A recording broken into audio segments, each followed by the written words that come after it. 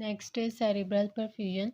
जो ब्रेन की blood supply है वो डिपेंड करती है टाइट ऑटो रेगुलेशन पे, और इसमें जो सबसे इम्पॉर्टेंट चीज़ है जो कि सेरिब्रल परफ्यूजन के लिए ज़रूरी है वो है partial pressure of carbon dioxide.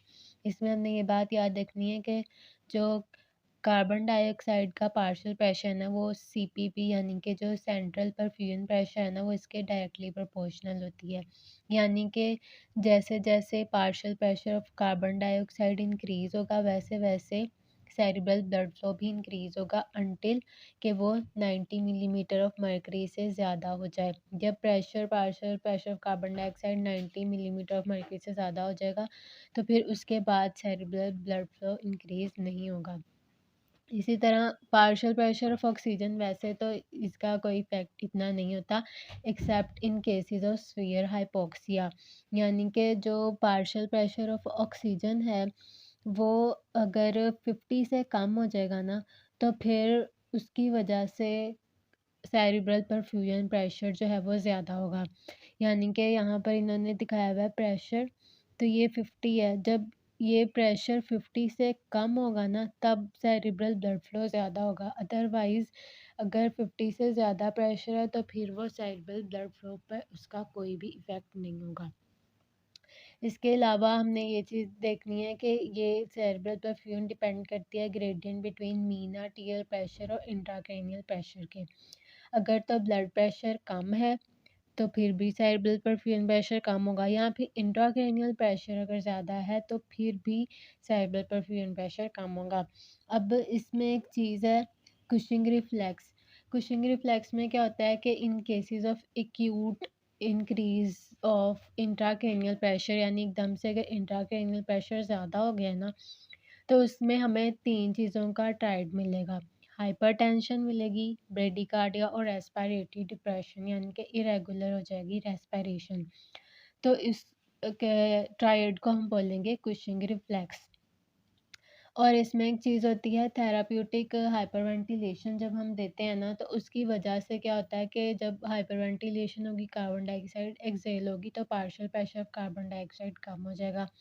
जब कम होगा तो वेजस की वजह से वेजो कंस्ट्रिक्शन होगी और सेरिब्रल ब्लड फ्लो कम हो जाएगा, इंट्राक्रैनियल प्रेशर भी कम हो जाएगा। तो इसको हम एक्यूट सेरिब्रल एडीमा को ट्रीट करने के लिए यूज़ करते हैं इन केसेस ऑफ स्ट्रोक, अगर किसी भी और इंटरवेंशन से कोई फ़र्क ना पड़ा हो।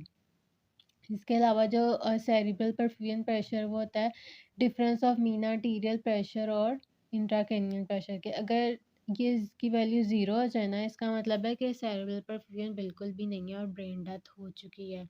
और ये होता है इन केसेस ऑफ कोमा, यहाँ पे एब्सेंट ब्रेन स्टेम रिफ्लेक्सेस और एपनिया।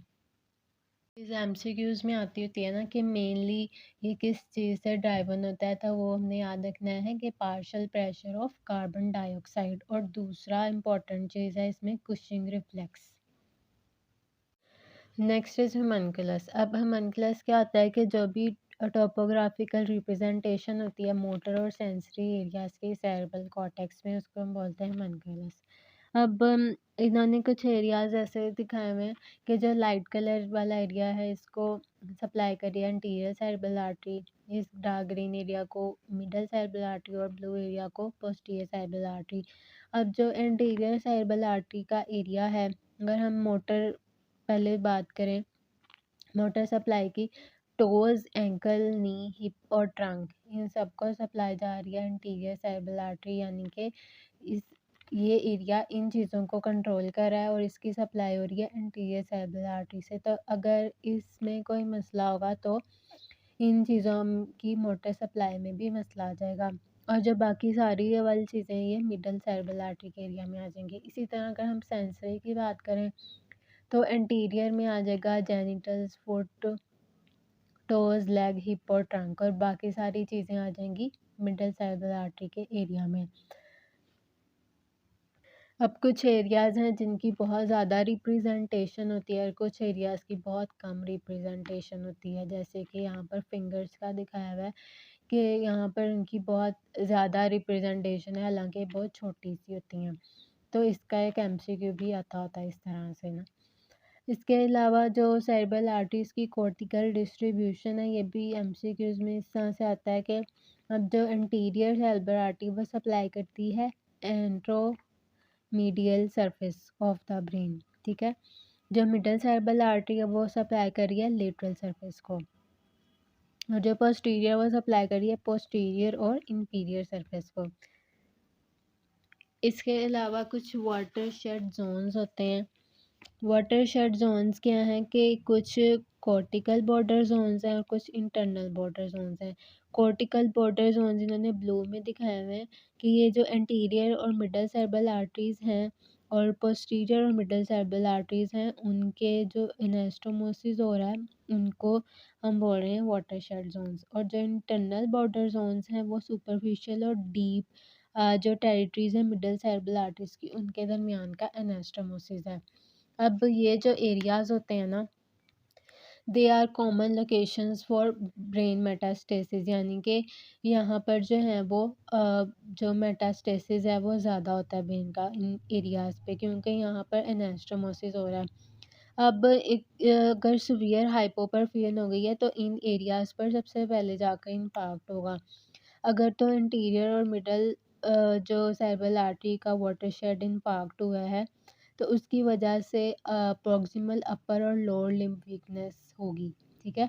क्योंकि हम यहाँ पर अगर देखें ना तो ये जो है इंटीरियर की सप्लाई है और ये मिडल की सप्लाई है। अगर इनका जो एनास्टोमोसिस जहाँ पर हो रहा था ना वहाँ पर अगर हाइपोपरफ्यूजन की वजह से इन्फेक्शन हो गया ना तो उसकी वजह से अपर और लोअर एक्सट्रीमिटी वीकनेस होगी। अब अपर और लोअर लिम्स दोनों ही काम नहीं करे तो इसको हम बोलेंगे man in a barrel syndrome. जबकि अगर पोस्टीरियर और जो मिडल आर्टरी का जो था एनास्टोमोसिस वाटरशेड इम्पैक्ट, अगर वहाँ पर कोई इन्फेक्शन हुई है तो फिर उसकी वजह से हायर ऑर्डर विजुअल डिसफंक्शन होगा, क्योंकि जो पोस्टीरियर सप्लाई है ना वो विजुअल कॉर्टेक्स की जो यहाँ पर होता है वो सप्लाई पोस्टीरियर सेरेब्रल आर्टरी से होती है, तो उसकी वजह से फिर विजुअल डिसफंक्शन हो जाएगा। Next is circle of Willis. अब एंटीरियर और पोस्टीरियर सप्लाई ऑफ ब्रेन है उसके अंदर जो एनास्टोमोसिस होता है उसको हम बोलते हैं सर्कल ऑफ विलियस। अब इसमें अगर हम सबसे पहले देखें पोस्टीरियर सप्लाई को तो यहाँ से देखें हम एओर्टा से सबक्लेवियन आर्टरी आ रही है, वहाँ से वर्टिब्रल आर्टरी निकल रही है। ये दो वर्टिब्रल आर्टरीज मिलके बना रही हैं बेसिलर आर्टरीज और इससे बन रही है पोस्टीरियर सेरेब्रल आर्टरी, ठीक है। उसके बाद जो एंटीरियर और मिडल सेरेब्रल आर्टरीज है ना वो आ रही हैं इंटरनल कैरोटिड आर्टरी से, ठीक है। कॉमन कैरोटिड से एक्सटर्नल और इंटरनल कैरोटिड और फिर इंटरनल कैरोटिड से मिडल और एंटीरियर सेरेब्रल आर्टरीज आ रही हैं। अब जो एंटीरियर दोनों सेरेब्रल आर्टरीज हैं ना वो कम्युनिकेट कर रही हैं बाय एंटीरियर कम्युनिकेटिंग आर्टरीज, और जो पोस्टीरियर और मिडल कम्युनिकेट कर रही हैं वो कर रही हैं वाया पोस्टीरियर कम्युनिकेटिंग आर्टरीज। तो इसका जो एमसीक्यूज है ना वो आता है इस तरह से कि जो सर्कल ऑफ विलियस है ना उसमें सब कुछ दो दो है, दोन मतलब पेयर में है सिवाय एंटीरियर कम्युनिकेटिंग आर्टरी के। जिस तरह से दो पोस्टीरियर सेरेब्रल हैं, दो ही पोस्टीरियर कम्युनिकेटिंग हैं, दो ही मिडल सेरेब्रल हैं और दो ही एंटीरियर सेरेब्रल हैं, सिर्फ एक है एंटीरियर कम्युनिकेटिंग। तो इस तरह से इसका आता है एमसीक्यूज। उसके बाद आ जाती है ड्यूरल वीनस साइनसिस। अब ड्यूरल वीनस साइनसिस क्या होते हैं, लार्ज वीनस चैनल्स होते हैं जो कि सारा ब्लड जो है वो जाके ड्रेन कर देते हैं into the internal jugular vein. अब ये जो है वो कहाँ पर होता है, जो ड्यूरा मैटर की लेयर्स होती हैं ना मेनिंजियल और पेरियोस्टियल लेयर उसके दरमियान में ये रन करता है। अगर हम इसकी सप्लाई देखें ब्लड फ्लो देखें ना तो ये देख सुपीरियर सैजिटल यहाँ पर आ रहा है, यहाँ से स्ट्रेट साइनस आ रहा है, यहाँ से ट्रांसवर्स साइनस, और यहाँ पर इनका कॉन्फ्लुएंस हो रहा है, यानी कि यहाँ पर सारे साइनसेस आकर मिल रहे हैं और फिर ये सारे जो है वो ड्रेन कर देंगे इनटू द सिग्मॉइड साइनस और फिर जगुलर फोरामन के थ्रू ये एग्जिट होगा इनटू द इंटरनल जगुलर और फिर वो ब्रेकियोसेफेलिक और सुपीरियर वेना कैवा में जाकर ड्रेन हो जाएगा।